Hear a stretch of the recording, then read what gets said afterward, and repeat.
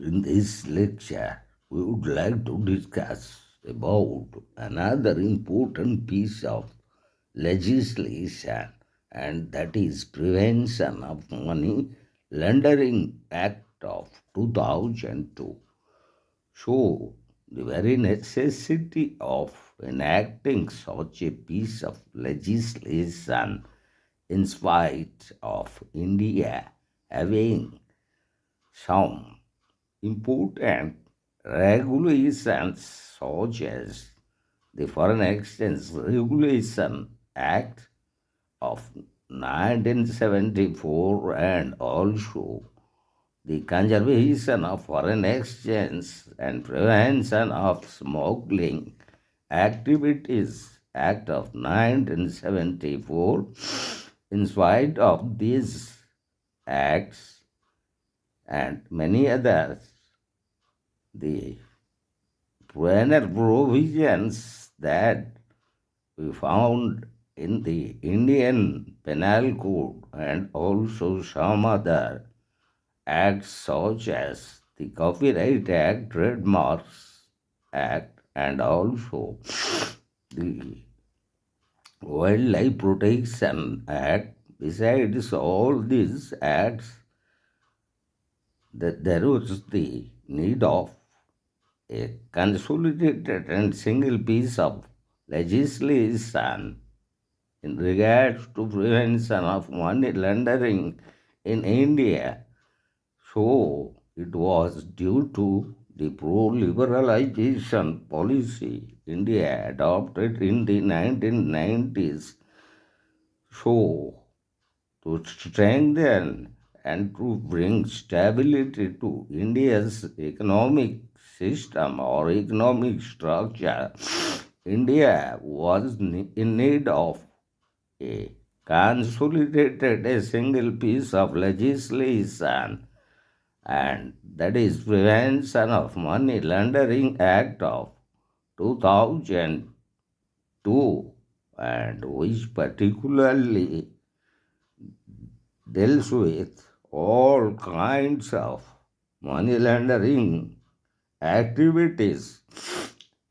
in the country. So, the very objectives we found under Money Laundering Act of 2002 is regarding prevention and control of money laundering activities,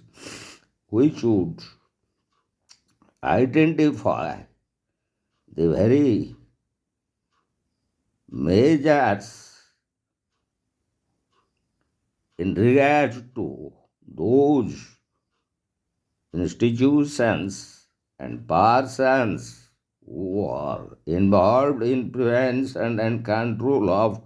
money laundering, and by that way how they convert illegal money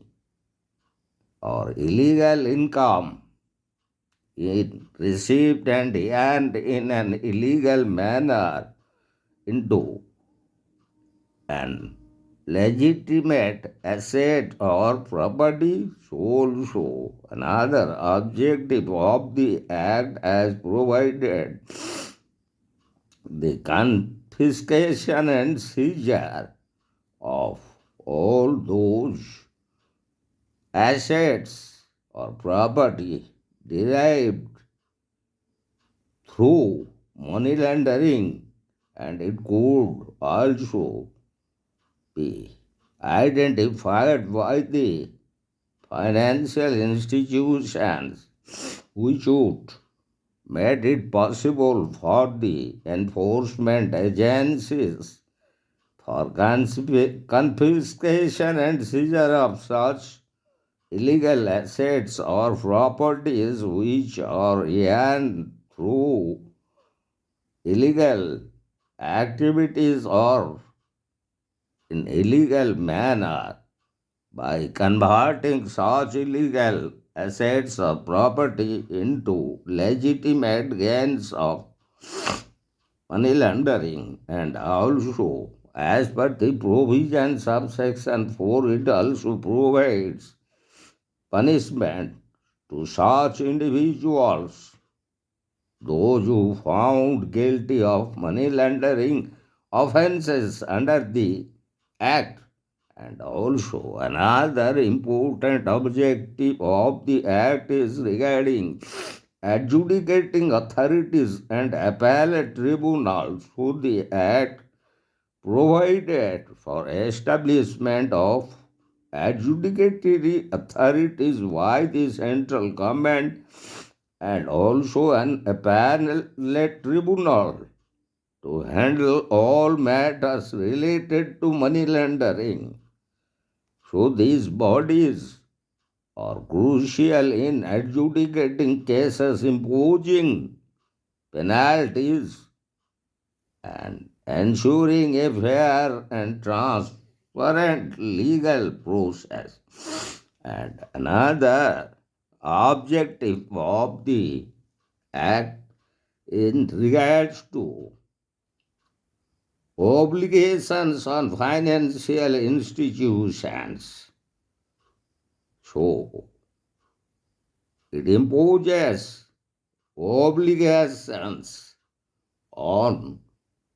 financial institutions, banking companies, and intermediaries to adopt and to identify those entities and to follow the procedures and to take measures to prevent by using their respective platforms for money laundering activities. So, the very important objectives as such we found are completely provides the legal framework regarding prevention of money laundering activities in India. And in relation to that, we now define what exactly money laundering means. So, Section 3 of the Prevention of Money Laundering Act exactly defines those offences of money laundering as whosoever directly or indirectly attempts to indulge or knowingly assist or knowingly is a party or is actually involved in any process or activity connected with the proceeds of crime in the form of concealment, possession, acquisition, use, or projecting such acquisition, concealment, possession, and use of such asset or property as on tenanted property or claiming as such as on tenanted property or falling under such offences and are considered as the proceeds of crime. And in case of that, such persons involved shall be guilty of the offence of money laundering, and in case of that, the very offence should amount to be around rupees 1 crores or more, even the proceeds of trans-border crimes and the very untenanted property or assets projected out of the proceeds of trans-border crimes are also defined as money laundering under Section 3 of the Act. And Now we'll discuss those money laundering offenses, and these money laundering offenses which are falling under those offenses, and such offenses which are we found under Schedule A and Schedule B and Schedule C. So under Schedule A, all these offenses that we have discussed in our while discussing the very definition of money laundering, such as the concealment, possession, acquisition, use, and projecting such assets and property as untenanted property or asset, and claiming such assets and property as untenanted property, and all these either acquired or possessed under those offenses which are defined as offenses with having punishment under the Indian Penal Code or the Narcotic Drugs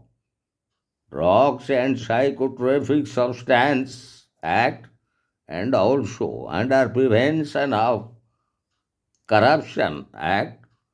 or those offences falling under Antiquities and Treasures Act,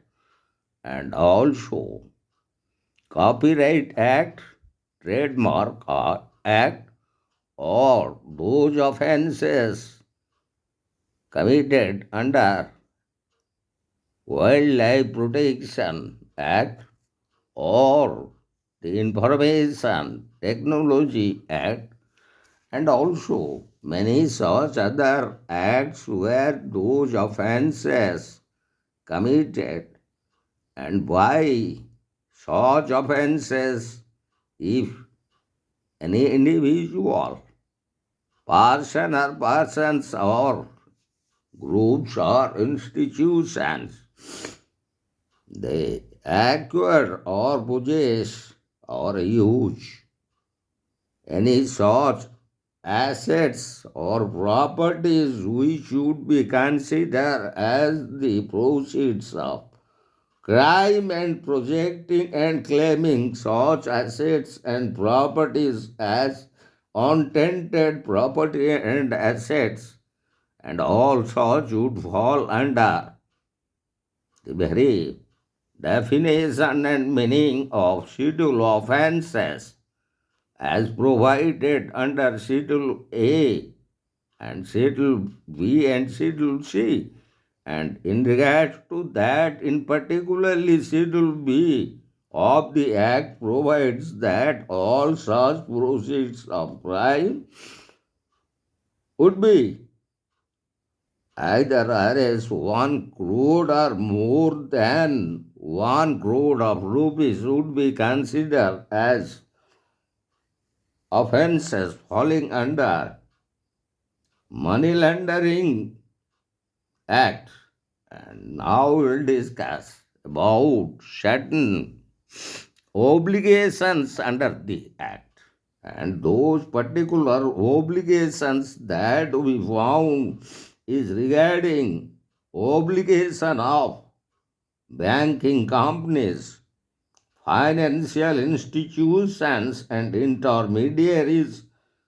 and exactly the very obligation of these banking companies, financial institutions, and intermediaries regarding verification and maintenance of records of those individuals and institutions or persons involved in all kinds of transactions, and those transactions at least of their 5 years continuous transactions. And in case of that, the banking companies, financial institutions, and the intermediaries, they should have to maintain records, and in those records they have to identify such persons or their clients, and also of all their 5 years transactions, and for furnishing information of such transaction in a prescribed form to the Financial Intelligence Unit of India, which is a part of the Department of Revenue, Ministry of Finance, and in case of failure of such obligation of banking companies, financial institutions, and intermediaries in regards to verification and maintenance of records of those their clients of all their 5 year transactions, the director could impose fine upon those banking companies, financial institutions, and intermediaries an amount of rupees 10,000,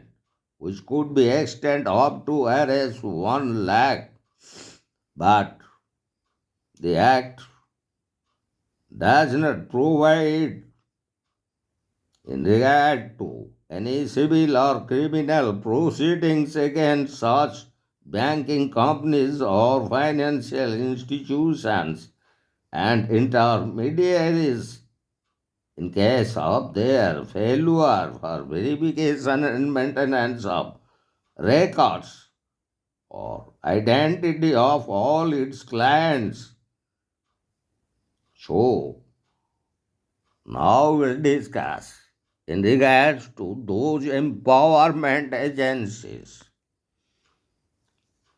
So, the Prevention of Money Laundering Act of 2002 empowers certain officers of the Directorate of Enforcement or ED to carry out investigation in cases involving offense of money laundering and also to attach the property involved in money laundering. And in regards to that, the very Financial Intelligence Unit of India, which has falling under the Economic Intelligence Council, which is directly handled by the Minister of Finance,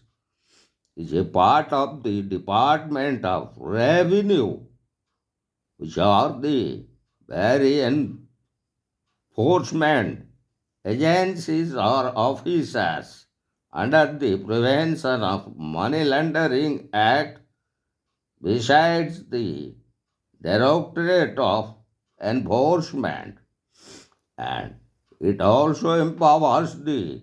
Director of the Financial Intelligence Unit of India to impose fines on banking companies, financial institutions, or intermediaries if they are any of their officers fails to comply with the provisions of the Act as indicated above. And also now we'll discuss the judicial and quasi-judicial mechanisms. So in that regards, the Prevention of Money Laundering Act of 2002 provides the setting of an adjudicating authority to exercise jurisdiction power, and authority, conferred by it essentially to confirm attachment or adhere of confiscation of attached properties, and such adjudicating authority would compose a chairperson, two other members who, having the experience in the field of law or administration or finance and accountancy. The Act also envisages the setting of an appellate tribunal to hear appeals against the order of the adjudicating authority and the authorities like the director of the Financial Intelligence Unit of India, which is a wing of the Department of Revenue and which is falling under the Ministry of Finance. The Act also provides regarding designation of one or more courts of sessions courts as special courts to try the offences punishable under Prevention of Money Laundering Act and offences with which the accused may, under the Code of Criminal Procedure 1973, be charged at the same trial. And also, another feature of the Act provides in regard to the agreement for central government. It allows the central government to enter into an agreement with the government of any country outside India for enforcing the provisions of Prevention of Money Laundering Act in regard to exchange of information for the prevention of any offense under Prevention of Money Laundering Act or under the corresponding law in force in that country, or investigation of cases relating to any offense under Prevention of Money Laundering Act. So, all those would like to discuss, and in regard to that also the consequences of money laundering. So the very consequences of money laundering we could discuss under certain heads such as the associated criminal activities, the possible consequences of money laundering and terrorist financing, proliferation financing the provision of funds for financial services for the acquisition of nuclear, chemical, or biological weapons and related crimes. So also, those crimes as well as those underlying crimes that generate money laundering activity can threaten the stability of a country's financial sector and a country's external stability more generally. This in turn can affect law and order, governance, regulatory effectiveness for an investment, and also international capital flows. And besides that, also we found the social cost of money laundering include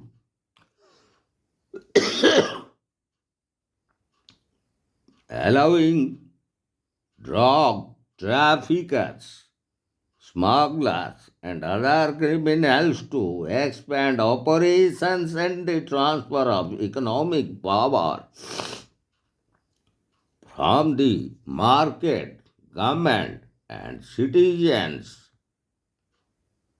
and also to criminals. In extreme cases, money laundering can lead to a complete takeover of a legitimate government, and in that connection, would like to discuss exactly what dirty money and money laundering means. So, in that connection, we would like to discuss criminal activities like illegal arms sales, smuggling, drug trafficking, and prostitution rings, bribery and computer fraud schemes produce large profits and so should be considered as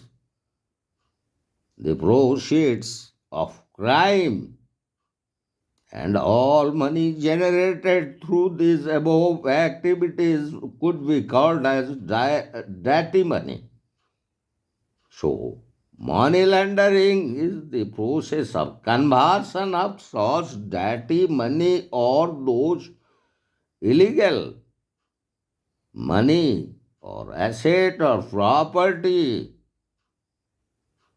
to make it appear as legitimate money or asset or property. So the money from the criminal activities is considered as dirty money or those proceeds of crimes,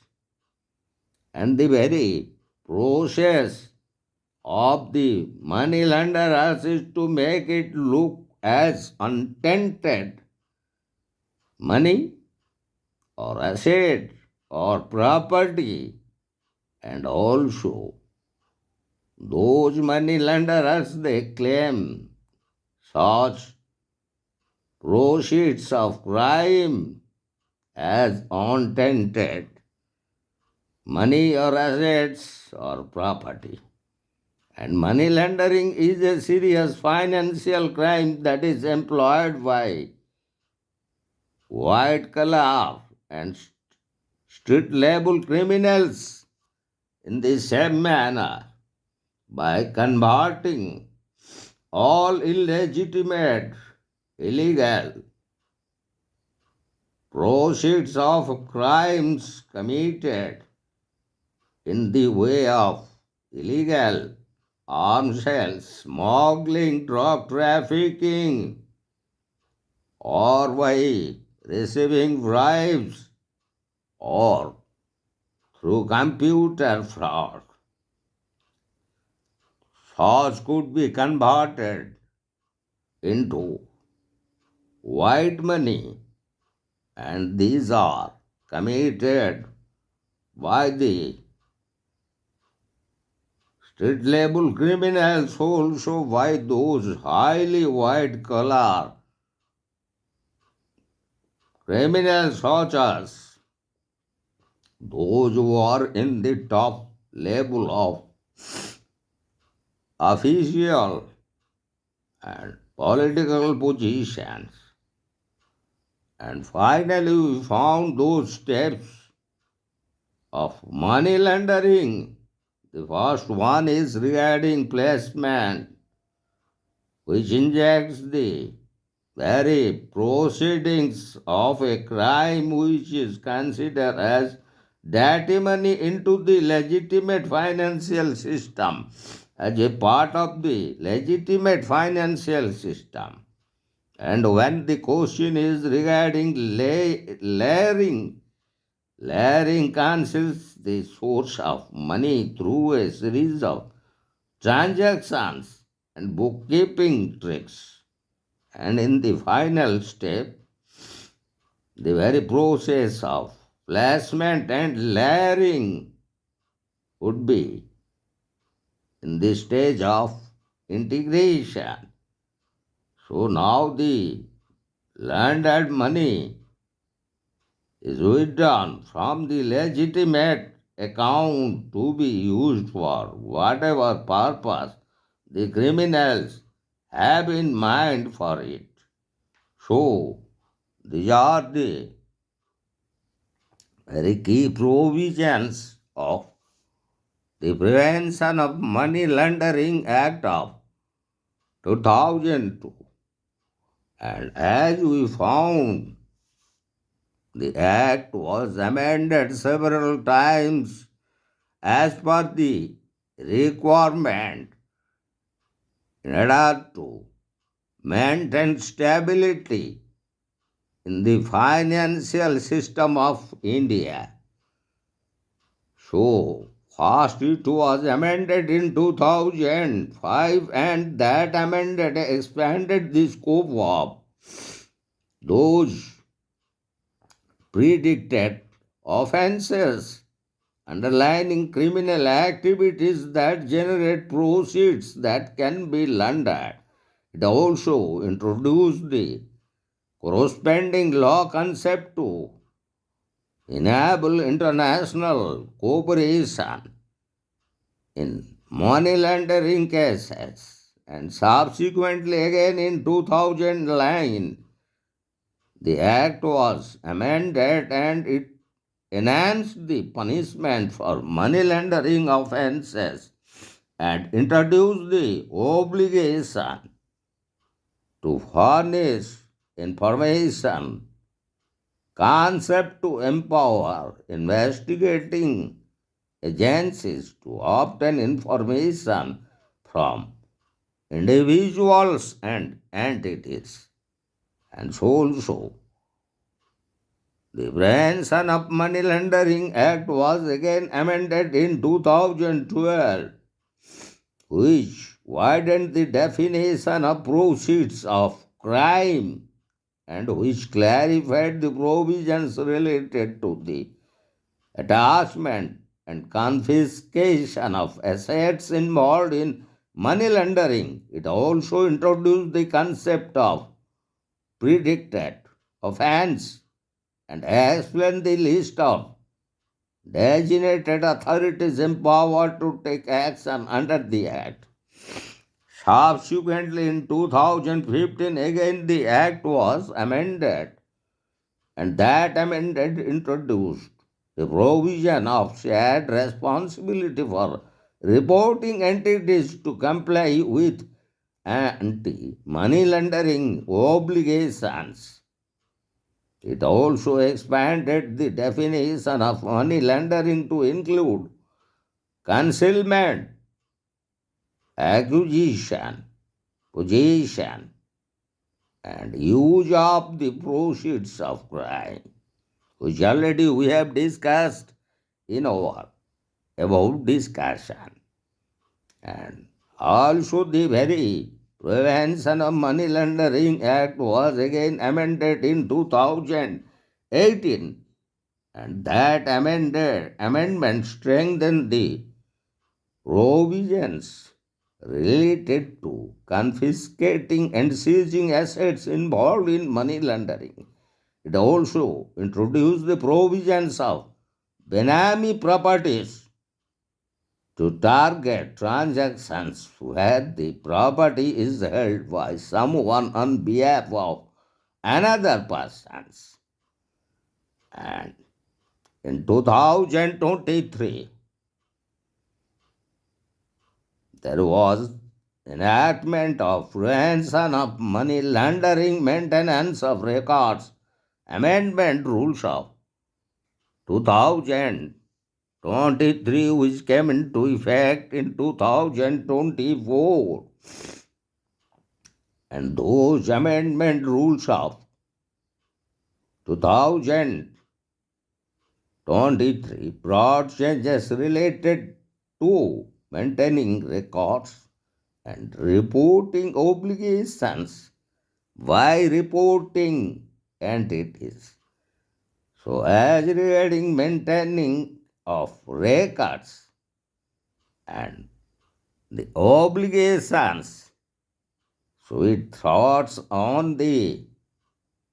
banking companies, financial institutions, and the intermediaries to maintain all the records of all individuals and entities, those who are the clients of such banking companies or financial institutions, of all their monetary transactions. Inconsequently, in the last 5 years of their transactions, and to identify such transactions and to reporting such about such individuals and entities of their continuous 5 year transactions, to find out those offences falling under the proceeds of crime as defined under the Prevention of Money Laundering Act of 2002, as per the rules of maintenance of records, amendment rules of 2024. So almost we have completed the provisions of Prevention of Money Laundering Act of 2002, and how the very act is interlinked and associated with some other legislation such as the Indian Penal Code, Narcotic, Drugs, Psychotropic Substance Act, Prevention of Corruption Act, Antiquities and Treasures Act, Copyright Act, Trademark Act, Wildlife Protection Act, Information Technology Act, etc. So, all those offences committed under these above mentioned acts and all those proceeds of such crimes, and all proceeds includes the very concealment, possession, and acquisition of money, assets or properties, and their use, and projecting such assets, money, or property as untenanted property, asset, or money, and also claiming that such money, asset, or property is untenanted, and the way of making conversion of such illegal money, asset, or property which are considered as the proceeds of crime as provided under Prevention of Money Laundering Act 2002 into legitimate money, asset, or property, or converting it to white money would be considered as money laundering activities. So, the act subsequently many times was amended in 2005, so also in 2009 and 2012 and 2015 and 18, and subsequently the rules of maintenance of records which came into effect in 2024. So, at present, the very Act, Prevention of Money Laundering Act of 2002, is so much strong then that it would be very difficult part of all those who committing such offences to escape from the arms of the enforcement directorate or the ED or from the Financial Intelligence Unit of India, which is a part of the Department of Revenue Ministry of Finance, and the Financial Intelligence Council, which is directly under the hand of Minister of Finance of India. And also, while discussing Prevention of Money Laundering Act, we have discussed regarding the appointment of judicial and quasi-judicial mechanisms such as the adjudicatory authorities, and also about the special courts to try all those offences falling under Prevention of Money Laundering Act of 2002. So finally, in our next upcoming lecture, we would like to discuss another important piece of legislation relating to financial offences, and that is Conservation of Foreign Exchange Prevention of Smuggling Activities Act 1974, which is still continuing without any repeal. In spite of India having so many important legislations relating to financial irregularity and offences committed by individuals or financial institutions or by the entities or corporations or companies or firms. So, in our next upcoming lecture, we would like to discuss about Conservation of Foreign Exchange, Prevention of Smuggling Activities Act 1974.